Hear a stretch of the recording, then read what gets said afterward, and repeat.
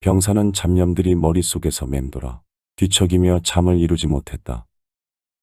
잡념들 중에 무엇보다 허리춤에 매달고 다녔던 양철컵을 잃어버린 것이 가장 그를 안타깝게 했다.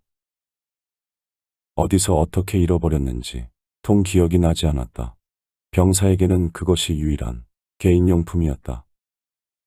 양철컵을 잃어버린 곳은 아마도 적병들의 목을 자르던 그곳 같았다.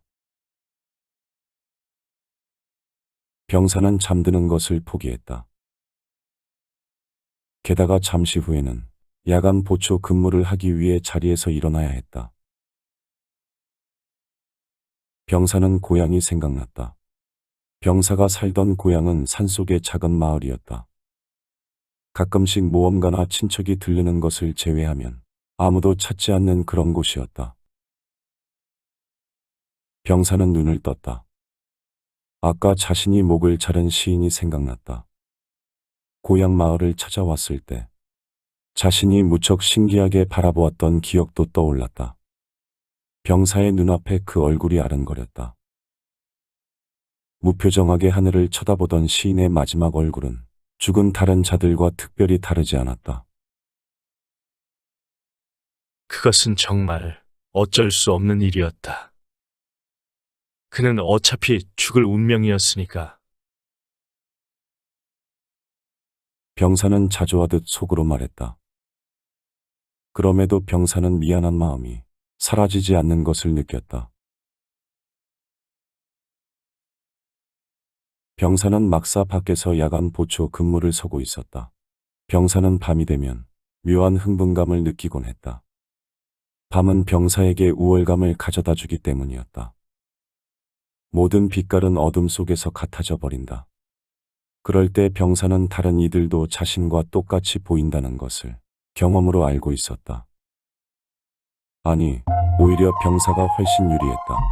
왜냐하면 사물의 형체를 다른 이들보다 더 정확하게 보기 때문이다. 그래서 병사는 야간 전투에서 용맹을 떨치고 있었다. 병사는 야간 보초 근무가 끝난 후 잃어버린 양철컵을 찾기 위해 자신이 시체들의 목을 자르던 벌판으로 걷기 시작했다. 목이 떨어져 나간 수백 개의 얼굴들은 제각기 다른 얼굴 표정을 하고 있었다. 그 풍경이란 괴이하기 짝이 없었다. 목이 잘린 얼굴들은 주위에 얼어 있었다. 병사는 그 사이를 천천히 걸어다니며 양철컵을 찾았다. 그러나 병사의 그런 노력에도 불구하고 양철컵은 보이지 않았다. 병사는 자신이 찾아보지 않은 곳이 한 군데 있음을 느꼈다. 병사는 그곳으로 천천히 발걸음을 옮겼다. 시인의 얼굴은 달빛에 창백하게 빛나고 있었다. 그리고 놀랍게도 자신의 양철컵이 그 옆에 비스듬하게 놓여져 있었다. 병사는 양철컵을 들어올리려다가 그 안에 검은 액체가 가득 차 있다는 것을 발견했다. 병사는 컵이 놓여져 있던 자리에서 서서히 시선을 위로 옮기고는 그 이유를 알아냈다. 시인의 잘린 목에서 떨어진 피가 양철컵 안으로 떨어진 것이 분명했다. 병사는 자신도 모르게 시인의 얼굴을 쳐다보았다. 문득 호기심이 일었다.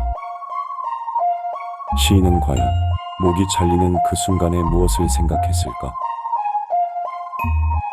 그날 밤 병사는 양철컵에 든 시인의 피를 버리지 않기로 했다.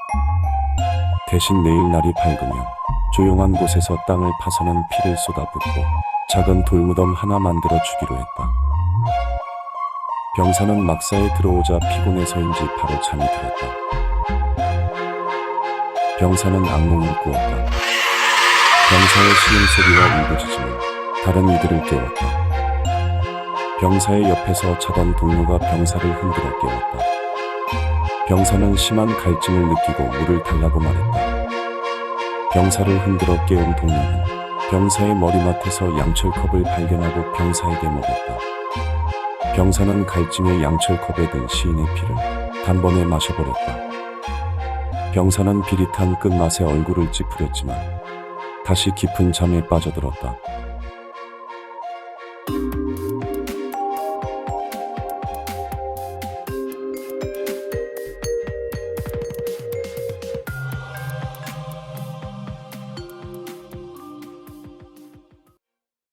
당신은 카르파티아 산등성이를 오르고 있었다.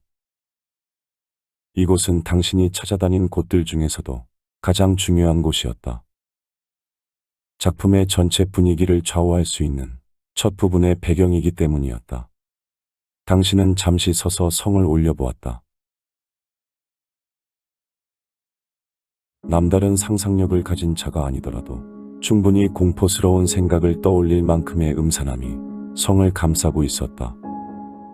그러나 희극적인 생각을 가진 화가가 이곳을 그린다면 더욱 희화적으로 그릴 것이다. 그렇게 당신은 생각했다.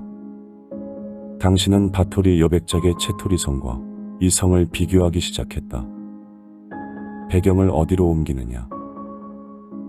혹은 성은 누구의 것으로 하느냐? 당신은 그 생각을 하며 다시 걷기 시작했다.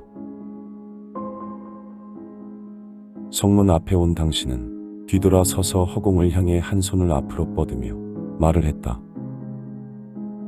내 성에 온 것을 환영하오. 당신은 턱을 괴고는 잠시 생각을 했다. 그리고는 뻣뻣하게 서서 고개를 위로 들고는 다시 말했다. 내 집에 온 걸 환영하오. 당신은 이것이 더 낫다고 생각했다.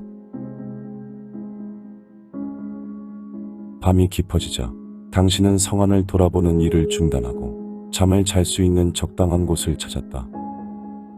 달빛이 구멍 뚫린 벽 사이로 들어와 조명처럼 안을 비춰주는 방이 눈에 띄었다. 당신은 간이 침낭을 바닥에 깔고 그 속으로 들어가 누웠다. 내일 해가 뜨면 성안을 구석구석 살펴볼 생각이었다. 당신이 옆으로 돌아 누웠을 때 성에 서식하는 거미가 당신을 향하여 조금씩 다가오는 것이 보였다. 당신은 천천히 몸을 일으켜 세우고는 한 손을 뻗어 옆에 있던 주먹만한 돌을 들고 거미를 향해 내리쳤다. 당신은 돌을 치우고 죽은 거미를 살폈다. 거미는 몸이 터져 죽어 있었다. 당신은 거미의 턱에서 2개의 이빨을 보고 말했다. 너니? 자는 사람들의 목을 문 녀석이. 당신은 자리에서 일어나 창까지 걸어 밖을 내다보았다. 높은 곳에서 성 아래를 내려다보니 아찔함이 느껴졌다. 그러다 당신은 배시시 미소를 지었다. 그래, 좀 전에 거미처럼 기어서 이곳을 내려가는 거야.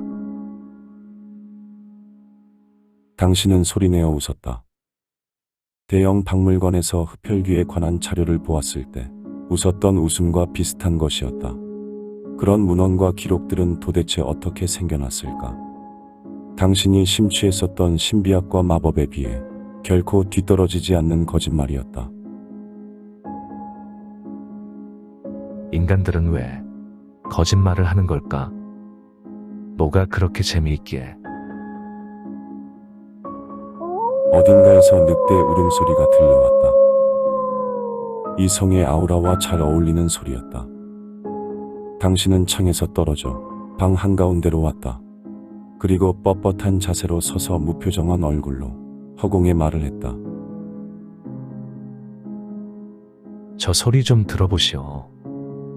밤에 아이들이 만들어내는 음악 소리를.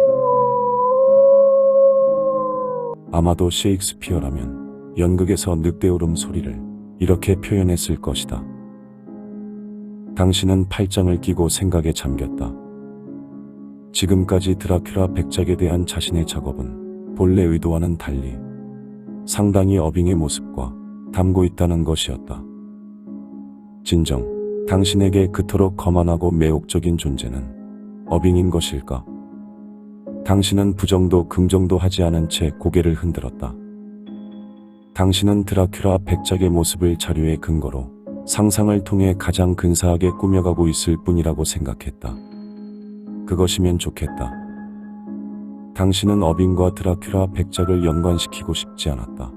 어빙은 당신에게 드라큘라 백작이 아니다. 하지만 당신은 그것만큼은 인정해야 했다. 당신은 어빙보다 햄릿 역을 잘 소화해낼 수도 그보다 뛰어난 작품 연출을 할 수 없다는 것을 말이다.